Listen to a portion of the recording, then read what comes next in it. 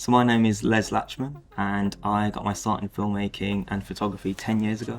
I bought my first DSLR. It's like a Nikon D3200 with some birthday money, and since then it's kind of been for the love of it, really, just kind of taking loads of photos, getting out and about, meeting people. And then I think it was during the COVID period, really, where everything kind of stopped. I really kind of evaluated my life, and then decided that photography was the thing that I really wanted to do, what made me feel alive. And so I kind of invested in new equipment, and that path really went down. Bought a few courses, just tried a different path, and it's led me in. So my photography and filming style is something that I'll probably say I'm still developing. What I would say my skills kind of naturally lend themselves to is more like candid kind of moments, so nothing too staged. It's kind of like there's an event kind of unfolding, and when I have a camera in my hand, it's kind of my job to move around, kind of capture that in the best way possible. And I feel like that's when I do my best work, essentially. And so there's a lot for me to learn on the more kind of stage and studio side, but I feel like my style definitely lends itself to that candid kind of capturing experiences in their best way.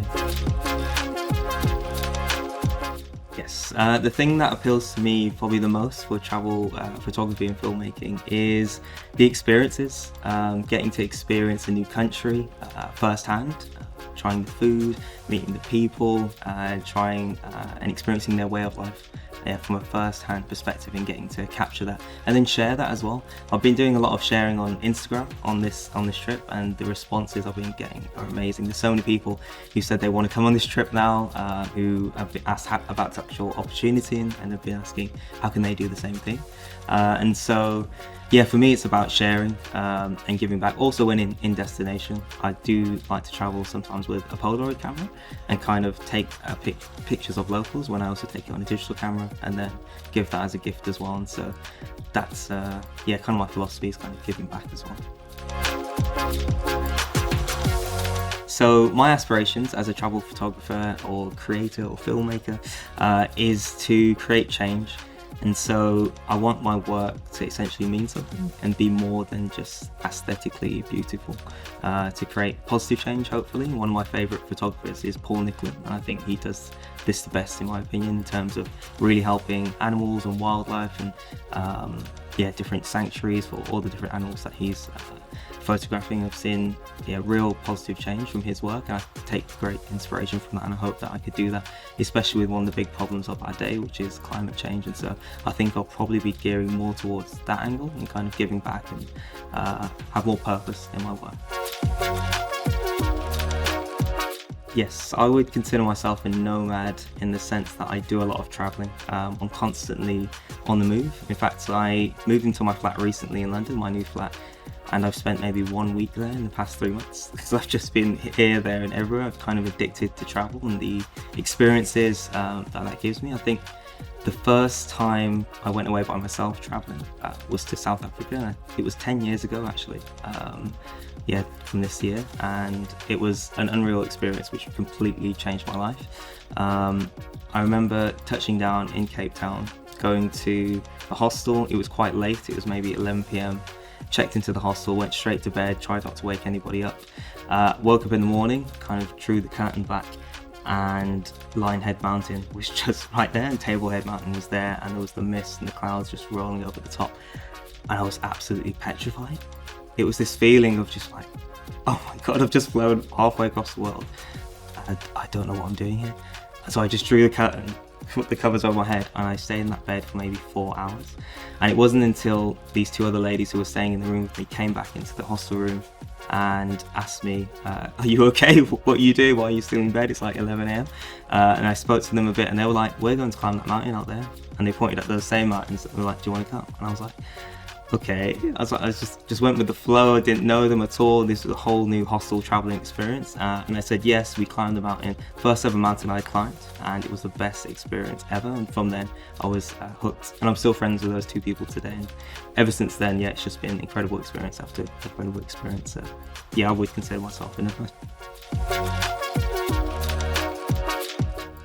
Working alongside professional travel photographers has been a really eye-opening experience, because on kind of social media and kind of on people's websites and a lot of the work that I follow, you kind of see the end result, kind of the glamour kind of stuff, which is, you know, the traveling and meeting people, the experiences, and all of that is obviously incredible, but you don't get to see the real hard work and the graft that goes on behind the scenes in terms of making phone calls to set up with operators and excursions, to the early mornings to the really late nights, for example, getting up for sunrise and then staying up all the way to the northern lights, which are really late at night. And so you kind of always switched on, and so kind of getting to see that part as being amazing, and just how dedicated and professional kind of Dan and Zora have been. So that's been incredible, and just learning from them, not from a just from a formal sense, but also informal, and kind of just observing has been really, really beneficial for me as well.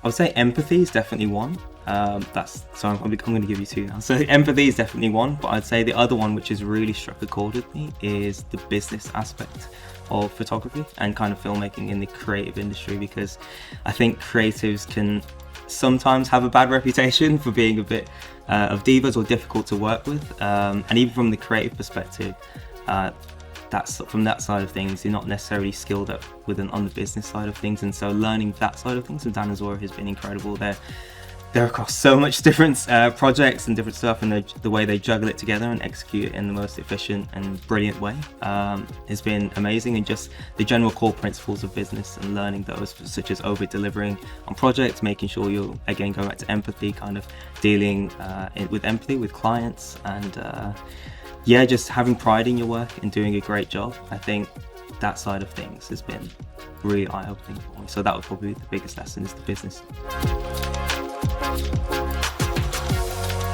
This experience has changed or evolved my photography or filmmaking, really from like a technical kind of standpoint. Working with kind of Dan and Zora, it's really made me appreciate the gear that I have and how to extract the most out of it, because I don't think I was necessarily doing that before. I was a bit, not necessarily, I wouldn't say lazy, but I was kind of content with the settings I was using and not really exploring the full capabilities of the camera.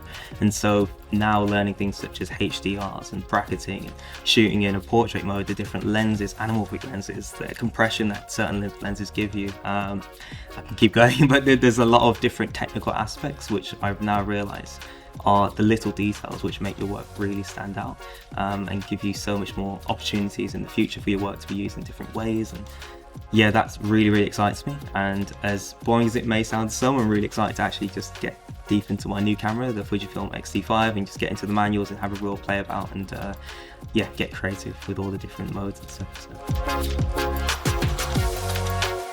So. Dan and Zora are incredible mentors. I have had the best time with them. I mean, this trip in general has exceeded all expectations, but in particular Dan and Zora have as well. I wasn't too sure what to really expect, because they don't post too much on social media, and so yeah, I wasn't too sure what to expect. But as soon as we met them, we just had the biggest hugs in the restaurant. It was absolutely incredible. And then from there, things have just been on an absolute high. Every day has been better and better. The patience you guys have shown with me in particular has been amazing, because I know I ask a lot of questions and go into quite a lot of detail, and so that's been incredible. And even yesterday with the Northern Lights, when they were at their full-blown just magnificence, I remember just asking Dan, I felt really bad asking, I was just like, can you please help me with my settings? And he just said, oh, absolutely, just drops what he was doing, jumps right over, helped me with the camera, and then boom, I got probably the best shot I've taken for this whole trip. And so that's just a perfect example of that. And then even today with Zora, we were out, it was absolutely freezing weather, like the tundra, the weather, the wind was just blowing the freshly powdered snow really aggressively, but it created a beautiful scene. And Zora perfectly modeled for me with the new think tank bags that we've got. I really needed to get those shots for the brief, and yeah, she really braved the cold, and I think those are my favorite shots, hands down, for think tank, and maybe from the whole trip as well. And so yeah, they're incredible to work with. Empathy, knowledge, passion, drive, and just, yeah, I'm almost getting emotional. It's just been an amazing experience, a life-changing experience, and I think this relationship is just the start of our relationship as well. So the most challenging part of the assignment for me was juggling photo and video. And so traditionally I'm more of a photographer, but I know for this project we have to deliver video as well, so a 60-second video. And so I did a lot of prep work beforehand when I came here with all these different ideas, and kind of invested in equipment like a new mic and extra batteries to make sure I could deliver on that. But actually being out in the field with quite limited time at times, if you go on the excursions you may only get 20 minutes here, 10 minutes there, 40 minutes there, and so you really have to pick and choose what's going to be a photo and what's going to be a video, because you can't do both at the same time, unfortunately. And so that was something that I really struggled with. But to be honest, now that I'm at the back end of this trip, I actually think I've got a much better grasp on it. I feel it's a feeling now. It's like when I look at a scene, I know what I'm going to take a photo of, and I know what I want to video, whether that's the small details or the wider shot. And so I definitely feel like I've gotten a better grasp on that, and that's thanks to Dinosaur as well and their guidance and their mentorship.